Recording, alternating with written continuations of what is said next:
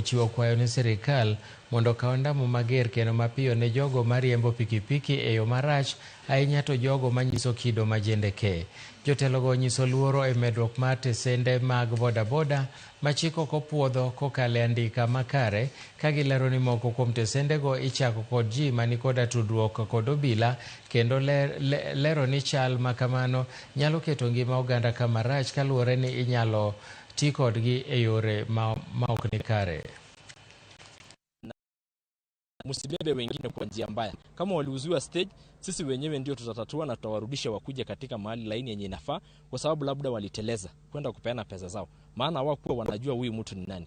Mimi ningependa tu kuomba members wetu wote wa bodaboda tukue na amani. Kwa hivyo cartels tunawaambia kaa kando.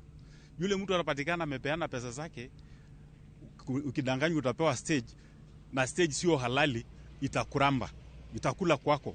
Na yule ambaye amepewa pia pesa na ameenda pia itamramba. Kwa hivyo huyo cartel aachane na biashara kama hiyo, atafute biashara zingine ya kufanya.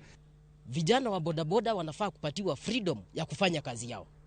Haiwezekani wewe unatoka from nowhere unakuja unaingia kwa bodaboda unaanza kuuza stage. Sijui 1500, 2500, hiyo haiwezekani. Katika stage ya kwanza lazima upitie hiyo vetting na upate kwamba hakika ya kwanza uko na kitambulisho.